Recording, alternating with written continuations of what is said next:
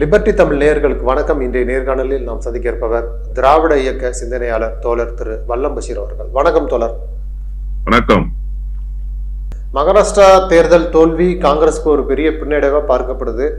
ஆனால் பாஜகவுக்கு அது ஒரு பெரிய வெற்றியானாலும் அதை கொண்டாடுற ரீதியில பாஜக தலைமை இல்லை. ஏன்னா மகாராஷ்டிரா தேர்தலுக்கு அதிக அளவுல பணம் செலவழித்தவர் அதானின்னு சொல்லப்படுது.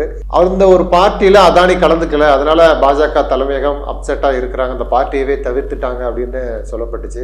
அதனால மகாராஷ்டிரா தேர்தல் வெற்றி பெற்றாலுமே பாஜக தலைமை அப்செட்ல இருக்குன்னு சொல்றாங்க இல்லையா? அந்த கருத்து குறித்து நீங்க எப்படி பாக்குறீங்க? இந்த தேர்தலில் மோடியினுடைய லேபிள் காட்டப்படாமல் ஒரு வெற்றி பெறப்பட்டிருக்கிறது என்பதை நீங்கள் கூர்ந்து கவனிக்க வேண்டும். நாடாளுமன்ற தேர்தலில் மராட்டிய மாநிலத்தினுடைய முடிவுகள் RSS புரட்டி போட்டன. அதற்கு காரணம் என்ன என்று கேட்டால் RSS களத்தில் இறங்கவில்லை என்பதுதான் யதார்த்தமான உண்மை. 30 தொகுதிகளை வென்றதே இந்தியா கூட்டணி. சரத்பவார், ஏக்நாத் ஷிண்டே, காங்கிரஸ் எல்லோரும் சேர்ந்து 30 இடங்களில் வெற்றி பெற்றார்கள். நீங்கள் 30 சட்டமன்ற தேர்தலுக்கு கன்வெர்ட் பண்ண ஏறக்குறைய 190 தொகுதிகளில் வெற்றி பெற்றிருக்கணும் சார். எங்கே போனது அந்த வெற்றி? அப்போ RSS ரூட் காஸ்ட்ல போய் ஒர்க் பண்ணிருக்கிறாங்க. இந்த முறை களத்துல இறங்கி மோடி ஒரே ஒரு முறைதான் பிரச்சாரத்துக்கு வந்தார். அமித்ஷாவினுடைய டூரை பல முறை கேன்சல் பண்ணாங்க. அப்போ என்ன சொல்ல விரும்புகிறது RSS என்று கேட்டால், மோடி அல்லாத ஒரு வெற்றியை நாங்கள் மராட்டிய மாநிலத்தில் பதிவு செய்வோம், மோடி ஒன்றும் எங்களுக்கு பெரிய பொருட்டல்ல என்பதை இந்த சட்டமன்ற தேர்தலில் RSS நிரூபித்திருக்கிறது. இது மோடியினுடைய தூக்கத்தை கலைத்திருக்கிறது. எனவே அவரும் அப்செட்ல தான் இருக்கார். ஏற்கனவே ஒரு காந்தியை சமாளிக்க முடியாமல் தானே தடுமாறி கொண்டிருந்தார் மோடி. இப்போது 2 காந்திகள் வருகிறார்களே, அதுவும் இந்திரா காந்தியினுடைய சாயலில் பிரியங்கா காந்தி வருகிறார், ராஜீவ் காந்தியினுடைய சாயலில் ராகுல் காந்தி வருகிறார். இந்த 2 காந்திகளை எதிர்கொள்ள வேண்டும் என்கிற தூக்கத்தை தொலைத்துவிட்டு இப்போது மோடி தடுமாறி கொண்டிருக்கிறார். ஒன்று. இன்னொன்று, இந்த தேர்தல் ஒட்டுமொத்தமாக பாஜகவுக்கு மகிழ்ச்சியை தரவில்லை. காரணம் என்ன தெரியுமா? பாரதிய ஜனதா கட்சி அதிகாரத்தை கைப்பற்றி இருக்கிறது என்று வெளிப்படையாக நாம் பார்க்கிறோம், வெளியிலிருந்து பேசுகிற செய்தி. ஆனால் ஏக்நாத் ஷிண்டேவினுடைய நிலைமை என்ன? ஏக்நாத் ஷிண்டே தானே சார் இந்த சூத்திரதாரியாக இருந்தார். இப்படி ஒரு அரசு அமைவதற்கு நீங்க ஏக்நாத் ஷிண்டே இந்த கரத்தை பாஜகவுக்கு கொடுக்கவில்லை, இந்த வாய்ப்பை பாஜகவுக்கு தரவில்லை என்று சொன்னால் பாஜகவுக்கு முகமே கிடையாது மராட்டிய மாநிலத்துல. நீங்க 1957 தொடங்குது சார் மராட்டிய மாநிலத்தினுடைய ஹிஸ்டரி. வழிநடிகளை நீங்கள் பார்த்தால் இடையில் ஒரே ஒரு முறைதான் சிவசேனா வெற்றி பெற்றது. அந்த வாய்ப்பையும் சிவசேனாவுக்கு காங்கிரஸ் தாரை வார்த்து கொடுத்தது. காங்கிரஸ் கட்சிக்குள் எழுந்த முரண்பாடுகள். சரத்பவார் முதலமைச்சராக இருந்ததும் காங்கிரஸ் கட்சியில் தானே. தொடர் வெற்றியை காங்கிரஸ் தானே குவித்தது. காங்கிரசினுடைய அடர்த்தியான வாக்கு வங்கி நிறைந்த மாநிலங்களில் ஒரு மாநிலம் சார் மராட்டிய மாநிலம்.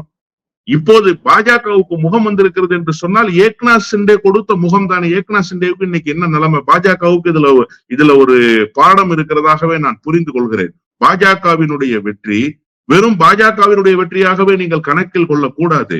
பாஜக சொல்கிற செய்தி ஒன்று தமிழ்நாட்டுக்கும் இருக்கிறது, அதிமுகவுக்கும் இதேதான் நிலைமை. ஏக்நாத் ஷிண்டே போலதான் நீங்களும் மாறி போய் விடுவீர்கள் வருங்காலத்தில். அதுதான் இப்போது இருக்கக்கூடிய யதார்த்தமான சூழல்.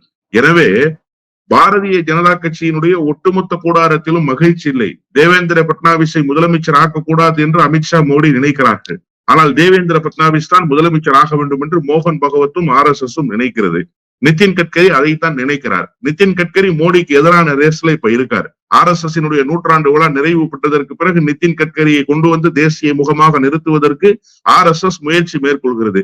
இதற்கெல்லாம் அடிப்படையாக இந்த தேர்தல் அமைந்திருக்கிற காரணத்தால் கூட்டணி கட்சியாக இருக்கிற ஏக்நாத் ஷிண்டேவும் மகிழ்ச்சியில் இல்லை. ஏனென்று சொன்னால் அவருக்கு முதலமைச்சர் நாற்காலி இனிமேல் தரப்போவதில்லை என்பது உறுதியாகிவிட்டது. தேவேந்திர பட்னாவிஸை முதலமைச்சர் ஆக்கினால் மராட்டிய மாநிலம் நம் கைக்குள் இருக்காது என்பது அமித்ஷாவினுடைய கணக்கு, மோடியினுடைய கணக்கு. அவர்களும் மகிழ்ச்சியாக இல்லை. முதலமைச்சர் நாற்காலி தனக்கு கிடைக்குமா கிடைக்காதா என்பது ஏக்நாத் ஷிண்டேவுக்கு இருக்கக்கூடிய மிகப்பெரிய கேள்வி. அதனால் அவரும் மகிழ்ச்சியாக இல்லை. எனவே ஒட்டுமொத்தமாக பாஜக தரப்பில் யாருமே மகிழ்ச்சியாக இல்லை. அஜித் பவார் மட்டும் கனத்த மௌனத்தோடு இருக்கிறார். என்னை பொறுத்தவரையில் அஜித் பவார் என்ன முடிவெடுக்க போகிறார் என்றே தெரியவில்லை. ஆனால் அஜித் பவாருக்கு ஒரு வாய்ப்பு காத்திருக்கிறது. பிரதான எதிர்கட்சி அந்தஸ்து யாருக்குமே கிடைக்கவில்லை. ஒருவேளை மீண்டும் சரத்பவாரோடு அவர் இணைந்து கொண்டால் பிரதான எதிர்கட்சி அந்தஸ்து தேசியவாத காங்கிரசுக்கு கிடைப்பதற்கான வாய்ப்புகள் இருக்கிறது. ஆனால் ஏக்நாத் ஷிண்டேவுக்கு அந்த வாய்ப்பும் இல்லையே. ஏக்நாத் ஷிண்டே அந்த டோரை கூட ஓபன் பண்ண முடியாத திறந்துருவாரா உத்தவ் தாக்கரே?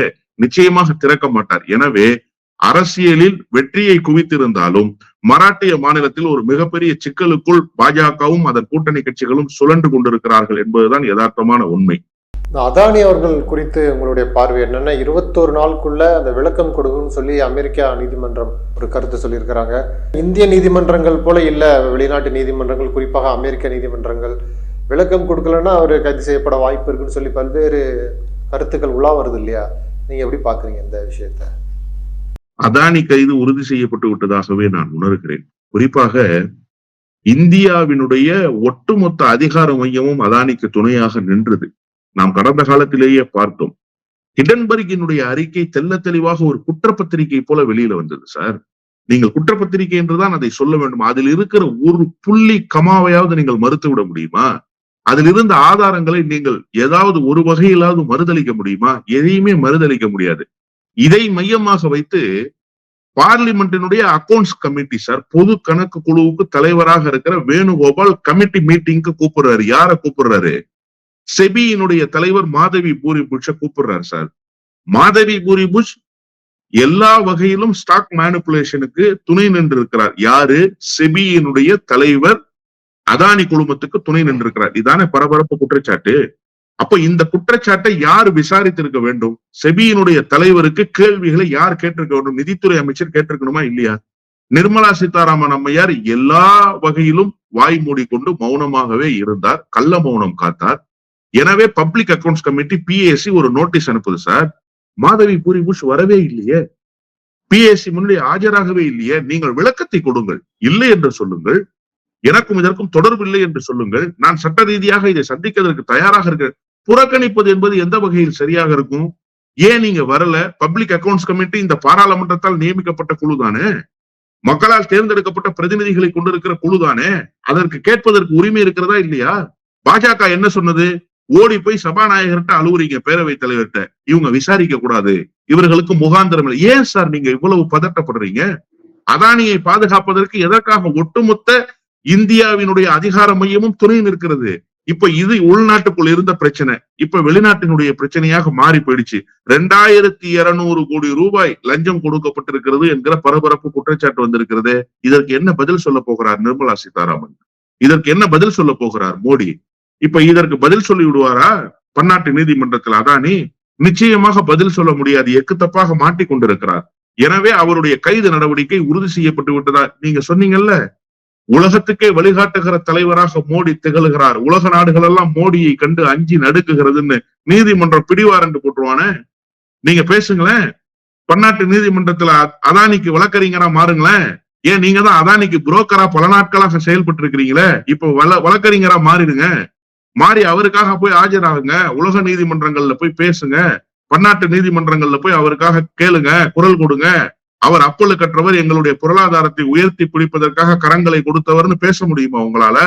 நிச்சயமாக மோடியால் இனி அதானிக்கு உதவ முடியாத சூழல் வந்துவிட்டது என்றுதான் நான் புரிந்து கொள்கிறேன். அதானியினுடைய கைதுக்கு பின்னால் பல முகங்கள் அம்பலப்பட போகிறது. அதற்கான நாள் வெகு விரைவில் வந்துவிட்டதாகவே நான் உணர்கிறேன். நன்றி தோழர், நிறைய நல்ல பயனுள்ள தகவல்களை நேரில் சொல்லியிருக்கீங்க. உங்களுடைய நேரத்துக்கு மிக்க நன்றி. நன்றி.